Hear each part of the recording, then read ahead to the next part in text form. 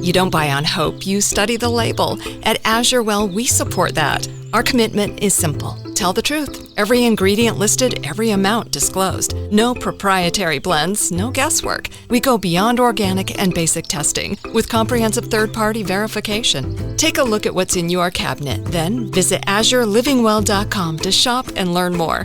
That's AZURE livingwell.com. These products have not been evaluated by the FDA and are not intended to diagnose, treat, cure, or prevent any disease.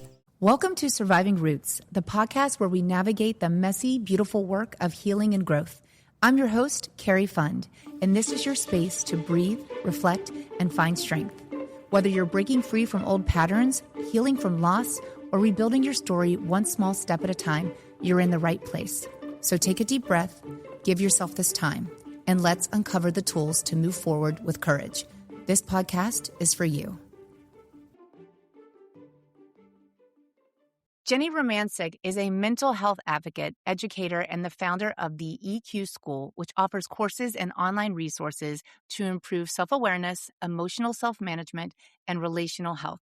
Her work has reached a growing audience of more than 170,000 followers on Instagram, alongside a thriving community of students and participants in her programs. Known for her grounded, compassionate teaching style, she helps people develop the emotional intelligence needed to build healthier relationships and more authentic lives. Her debut book, The Wisdom of Feeling, Finding Clarity, Courage, and Connection Through Emotional Intelligence, was released yesterday, June 16th. Genny, welcome to Surviving Roots. I'm so glad to have you here. Yeah, thank you so much for having me. Congratulations on your book, baby. Thank you. It's definitely been a labor of love, but I'm excited to have it out in the world. And I love the cover. It was so beautiful to read, and I really just want to dive in if you don't mind. Of course, yeah. So before we go anywhere else, let's just lay the foundation for everyone listening. When you talk about emotional intelligence or EQ, what do you mean? Yeah. Well, the way that I focus on emotional intelligence and the place that we always start is like self-awareness is about having, did I say self-awareness? Emotional intelligence is about having enough awareness of your own emotions and your own patterns and the ability to actually be present with yourself so that you can respond to your feelings and respond to your patterns and respond to the relationships and events in your life, like with intention and again, like presence and clarity. And without that relationship to self, it's really hard to do the rest of those things. Yeah. Yeah. So then how would you explain it? So how is emotional intelligence exactly different from being self-aware? Or when I hear emotional intelligence, or just being a good person? Yeah. Yeah. Well, so in my classes, we talk about it as like there's a little pyramid with self-awareness at the bottom. And so the self-awareness is the foundation of like when I'm present with myself and my own feelings and my own body and my own history and my responses to the world, it gets better for me to kind of step into self-management. So actually being present with my feelings, allowing myself to feel what I need to, choosing instead of just reacting. And that helps, it starts to extend outward into my relationships. So becoming more aware of how I want to show up. And if I can manage myself, it helps me be more present with other people and more intentional with other people. And so it kind of like all builds from there. So it expands outward. I love that. That's so much easier to understand. Well, I loved your book. You open with a really vivid scene at the Portland airport during the holidays. And I think you recently just shared this that I just caught on Instagram. And I love it. So many of us can relate to that in some way, whether it's in traffic or a public place, where you either have that moment where you can go one way or go the other. So a stranger's small act of kindness in a moment of tension was a beautiful way how you opened the book. Why did you choose that as a doorway into this whole book? The airport guy. He truly was a moment that like changed me, like witnessing this person so the story is like bottleneck in the holiday season. Last zone is called, he steps in front of this woman who just is on her last nerve. Like our flight had been delayed, throws her hands up in the air. She's just throwing this little fit. And he turns and he's like, "Oh, I'm sorry. Go ahead." And she just doubled down. She was just really angry at him. And I remember just watching him like take a breath and he like turned all the way around to face her and was just like, "Hey, this seems important to you. Like, it would really mean a lot to me if you would just go first." And she just like, "I'm sorry." She just deflated. She softened. And then they had this really nice conversation. And so it truly, like I talk about it a lot in my workshop with my students, is like this moment of like, oh, wait, that is possible, because I didn't grow up in a world where I watched adults navigate conflict like that. And I didn't have examples of it. And so I would have either frozen up, right, and been like, "Ugh," kind of being yelled at in public, Yeah. or snapped at her, I've Yeah. done something like that. So to see someone, and then I kind of in the intro break that down into like, what are all the different pieces of parts of emotional intelligence that were in that interaction? Because that, I really was like, I want to be like that. I want to be that person who actually like is the grounded adult who makes the environment feel safer for everybody present within it. Because it truly had everyone like to watch someone respond like a grown up, Oh my gosh. That's just such a beautiful moment. And honestly, that's one of my biggest goals, because I can relate. I didn't see people like that growing up. Mm-hmm. And especially with children now who are just watching my every move. And I just feel like in general, people are carrying so much stuff in the world, and it doesn't even really have anything to do with the person who cut you off in traffic or a line, but it's just having that moment, that little pause that really holds so much power. So I loved the opening of your book. I mean, everyone can relate to that. Yeah. Yeah. Well, your dedication was so beautiful to Dottie, Pam, and the eldest daughters everywhere. I love so much of your book. We need like 5. I'm still in the dedication right now. But thank you for holding it all together, even though it was never yours to carry alone. And then you dedicated it to your 8-year-old self. That is such a personal opening. Can you talk about... You're going to make me cry now. It's okay. I cried during reading your book. Can you talk about what it meant to write that book and why it was so important for you to honor generations before you and then the little girl inside of you? Yeah. Well, as you get to later in the book, I do talk about my grandma. Dottie is my grandma and Pam is my mom. Ooh, I am going to cry. Woo. And they were just such strong women who held everything, like for everybody around them. And as we get to in the book, part of it was like that was expected of me. And my mom has been really lovely, as I've been like, nope, I am not going to hold everything for everyone. I get to hold what is mine, and I get to like start to separate things out. So that was a big part of like what my whole journey has been about, is figuring out that like I really love and respect everything that they did. And they really gave me the tools to be the person that I am. But then I have my part, which is not taking care of everyone around me. Just creating more balance in those relationships where I get to be taken care of too, because they didn't get to be taken care of. They just took care of everyone else. And I think that there's a lot of women, and I think men too, but definitely a lot of women who can relate to that. And that's that kind of eldest daughter family systems kind of trope. That's like the oldest girl is the one who is expected to be an adult earlier than she should be an adult. And so that has been a lot of my journey, is even becoming aware of that as a pattern, right? And starting to see when I do it and I continue to like play out those patterns and notice how it impacts me and how it impacts the relationship, right? And yeah, and for 8-year-old me, like I always wanted to be a writer when I was a little girl. I love that. Yeah. So what would you say to her right now? The 8-year-old little girl. I would give her just like the biggest hug and just see her. Just let her know her, I think. That's so beautiful. Well, you are out in the world with your book, with your community of 170,000, I think more on Instagram, and your school. Most people don't just wake up one day and decide to teach emotional intelligence. So there's usually a story underneath that work. What was the moment, or was there something happening in your life where you woke up and said, this is what I'm going to do in the world. This is what I'm going to offer? Yeah, it was definitely a long time coming with a few false starts. But I will say, I do talk about this school that I went to called Hyper Island in Sweden. It does have a silly name, but it was like a creative digital program where we were learning about design leadership. And in that program, it was very design focused, but so much of it was to be a good designer and to be a good leader in the design space, you have to know yourself and you have to know what you bring to these projects, right? And to these briefs. And you also have to work with people who are really different than you. So my cohort, we had 60 people from 25 different countries. So it was like a lot of like cultural clash, and, people came from very different perspectives. And they encouraged us to work with the people you can't stand, because that's where you're going to learn the most about yourself. Yeah. And so within that space, I feel like it was a crash course in self-awareness of like, your perspective is your perspective and you have to learn how to own that. And you also have to be willing to like put it aside to see what else is going on, which is really hard, and it brings up a lot of emotional stuff. And so in that program, I love the design work, which is very much brought into my school and how I work with people. But I also really love the like, oh, this is possible. Like navigating conflict with other people in this way is Yeah. possible. And I felt like much more of a grown up after that year because I learned a lot more of how to take Hmm.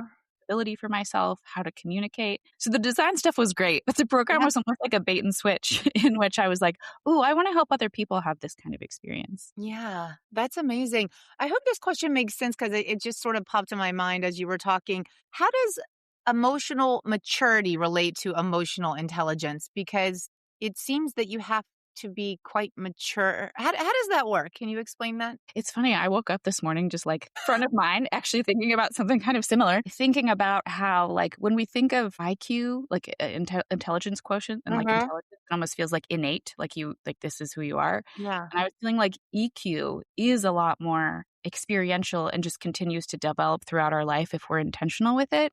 So Yeah. I do think there's a pretty strong overlay with EQ and maturity, Okay. at least in the way that I approach it and I'm teaching it with people, because there are a lot of people who are like, well, that person just is emotionally mature. And I'm like, Yeah. oh no, we can develop self awareness. We can develop tools for managing our emotions. And especially when you understand like human development and attachment, like a Hmm. lot of how emotionally intelligent and attuned we are comes from what we experienced when we were younger.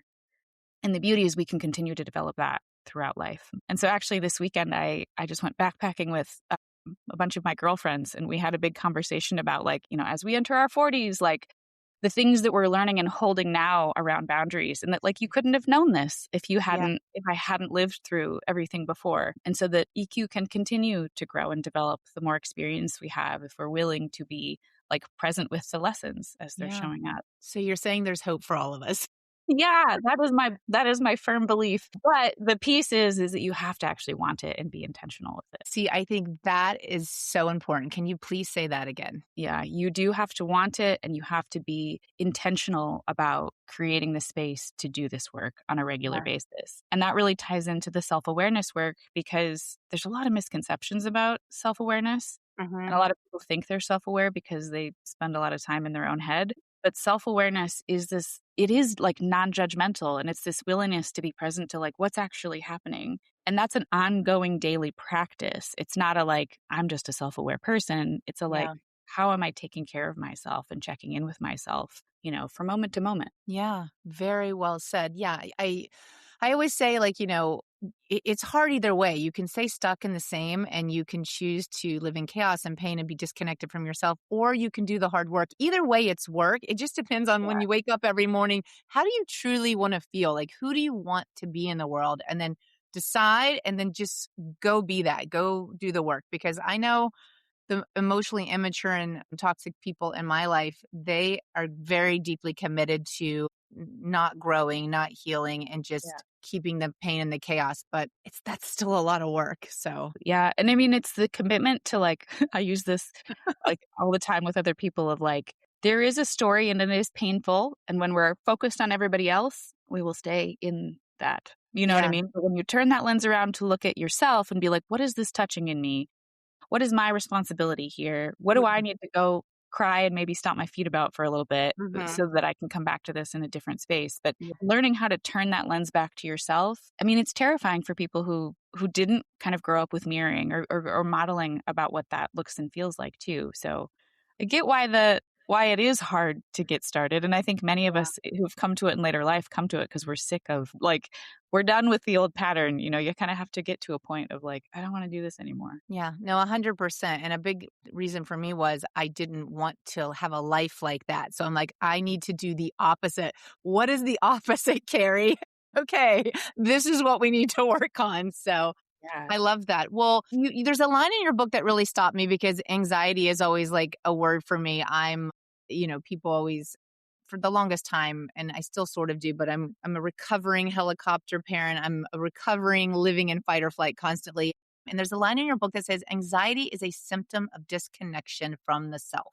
Hmm. I love the way you frame that. Can you unpack that a little bit and let us know exactly what you mean and what it really looks like to then reconnect when anxiety is what you're feeling? Yeah. I do think anxiety is this like, there's a signal that something is going on and we're not actually listening to that signal, if that makes sense. Because Yeah. I think of it too as so many of us have been shaped by, again, that external lens of like, who do I need to be and what do I need to do? And that keeps me safe, and not listening to like, is that actually really scary to me?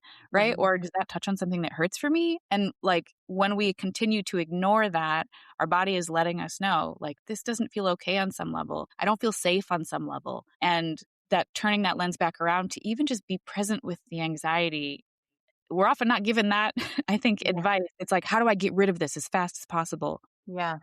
And that's often like a thing we talk about is like, we've been conditioned in a lot of ways to be happy, to keep your chin up, to look for the silver lining. There's all of Yeah. that stuff, like to just push through it. And it's like, we actually have to turn that around and be like, oh, this feels really hard and scary. And that makes sense that it feels really hard and scary. Mhm. I'm allowed to take a break. When we can actually Yeah. meet our body, like what our body actually needs, our body's response starts to change. Yeah. Yeah. That actually I can understand so much because over the years I've really been working on this idea of like carrying anxiety and feeling anxiety, and things that used to really terrify me or send me over the edge. I honestly can sort of face and feel myself start to, and then take a deep breath. And I'm just, in terms of things that sort of would make me spiral even 2 or 3 years ago, I just don't even have the same response. Love I think it's just from really sitting with it and facing it. One thing I really love that you wrote is that you write about how this generation is more self-aware than ever. We can name our triggers. We know our attachment styles. We read the books. We listen to the podcasts. We go to the seminars. But yet people still can stay stuck. So what does the gap between awareness and the actual change look like? And why do you think so many of us still land in the Yeah. mud? Well, this comes back to what you were saying too, a minute ago when you were talking about like, I want to be the opposite of what I experienced. Yeah. And this is a lot of, I mean, me too, and a lot of people that I work with. It's like we have experienced what we don't want, and we have an idea of what we do want, right? Of Mhm. what it could look like. But what healing actually looks like, we can't imagine, if that makes sense. It's almost Mhm. like learning how to float in a pool. To actually calm your body down and be present is something you can't describe until you've experienced it. Mm. And so I think for me, a lot of this work is the like slowing down. It's not just understanding. It is actually like feeling and experiencing the work that we're doing. So it's Mhm. bringing the body into the conversation as well. And I'm sorry, I might be like mixing a bunch of things here, but Yeah. I think too, we live in the age where we've become so focused on intellectualism and understanding things that we Mhm. kind of like over index toward like, if I just understand it, then I get it.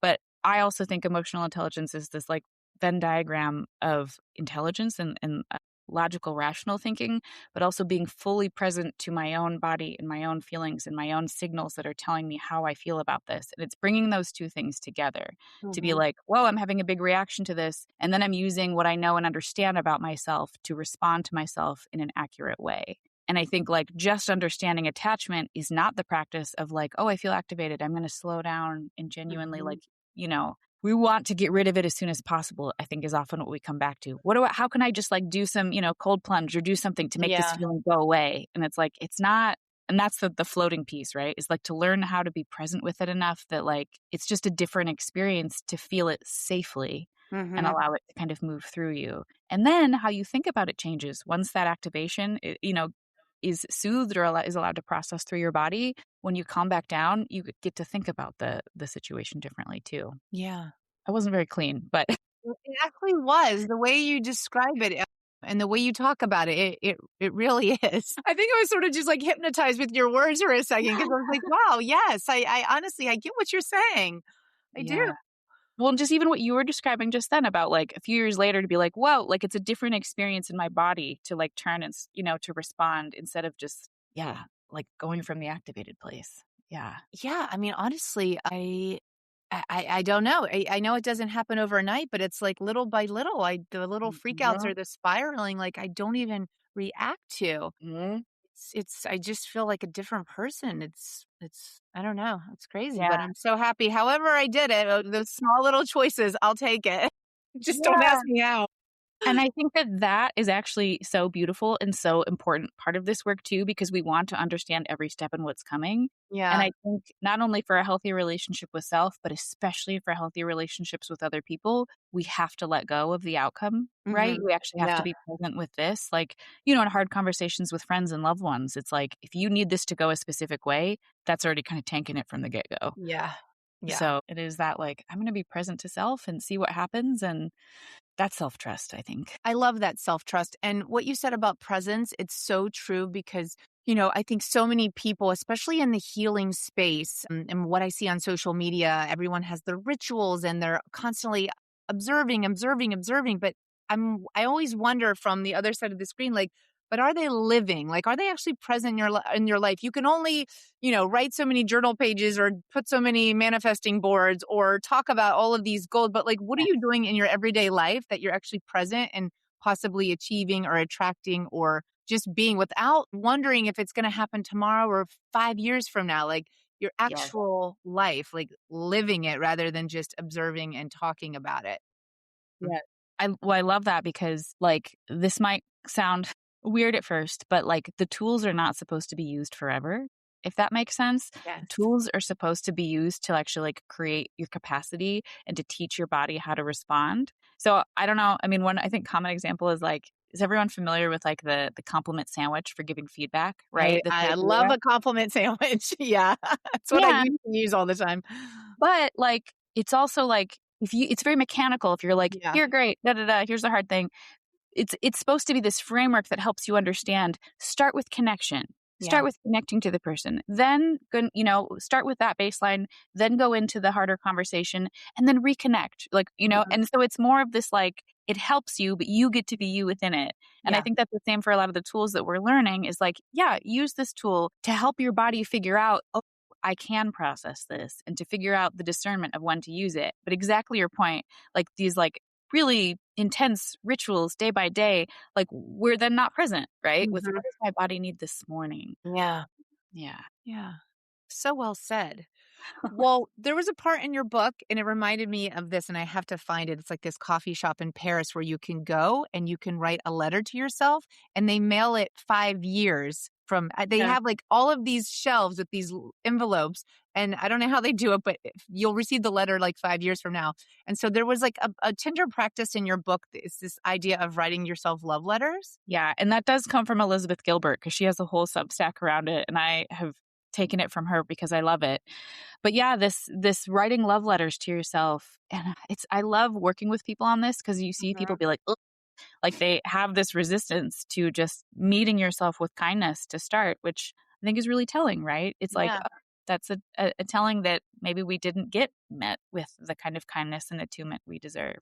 But the other piece of it is like, you do always know what you need to hear. Yeah. You do on some level know like what words it will hit on some level. And that's so much of this, like, to your point of like emotional maturity and kind of growing up work is like learning that we actually can Mhm. be our own best friend. We actually can be our own internal supporter.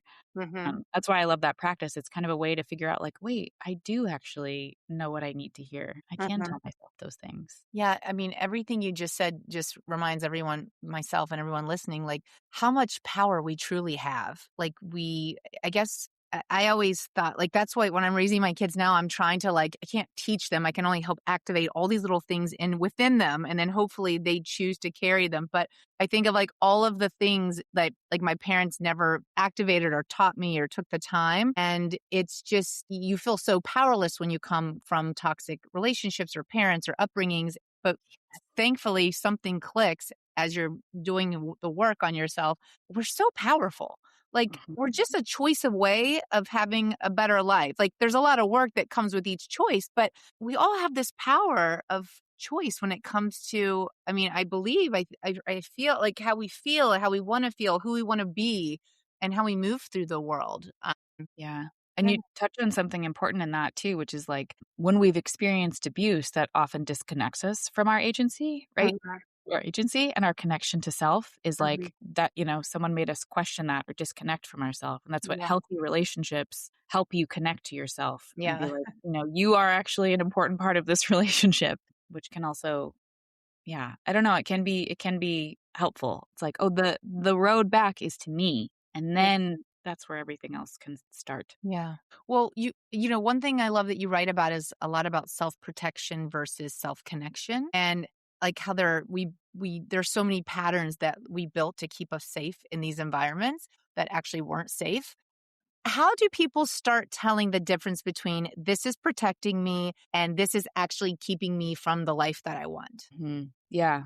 I think that's a hard one. And because there's such a kind of a broad spectrum, I think. Mhm. I don't know if there's an easy tell because I'm trying to think of like even with myself of like Mhm. how long it took me to realize like to put down some of the protection, the armor in order to Yeah. see like, oh, that's what that was. That wasn't just truth. That wasn't just reality. That was me stopping myself from experiencing more pain. Yeah. Well, and this is again coming back to sometimes bringing in the body and bringing in Mhm. like noticing where we hold tension or where we're pushing back. Like that has also Yeah. been really helpful for me to notice like when I feel soft and open versus when there is any sort of like bracing or tension or shutting Yeah. down or activation. That can also be one of those ways that like when we learn how to read our own signals, Mhm.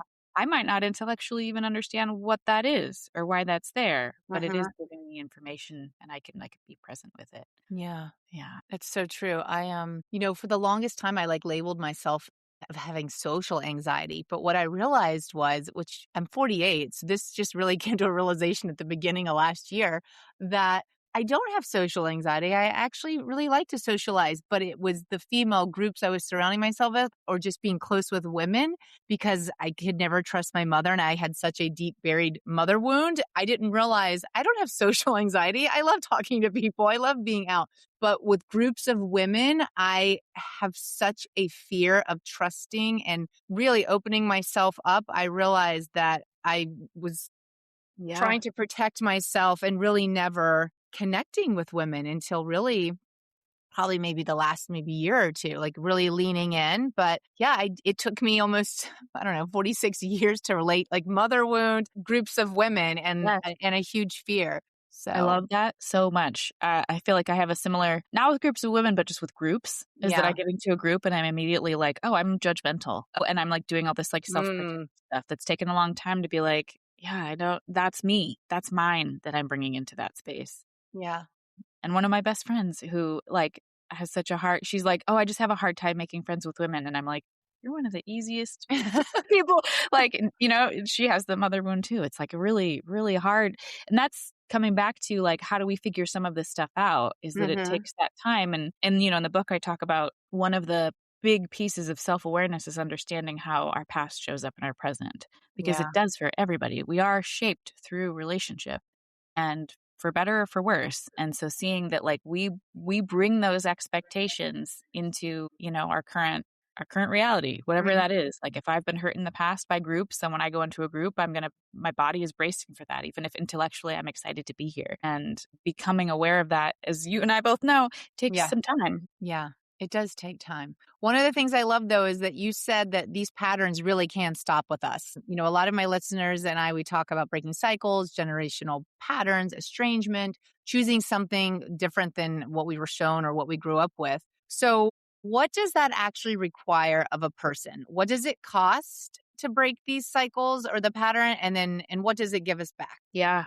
Well, it takes a lot of energy. Yeah.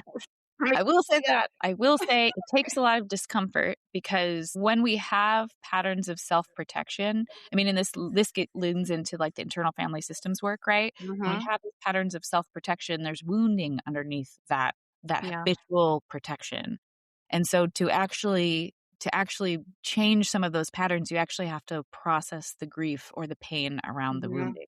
And so it does cost the discomfort of, actually letting yourself feel those things. For me, man, I'm again kind of the cycle breaker. I'm the most sensitive one in my family system. Hmm. There was a lot of like being called dramatic kind of Yeah. things when I was younger. And like in a lot of my recent work, like for a while, like if I saw someone really cry, I just did not connect. I could have tears, but I couldn't like really Hmm. cry. So a big part of my work in recent years is like I can like wail now. I can really cry deeply if I need to, but there used to be so much judgment around that and around Hmm. myself immediately. But part of it was that like I forgot to fully process through big feelings. And it's been a slow process to feel safe enough to be like, yeah, I can actually cry when I need to. I can be present to this or feel really angry when I need to.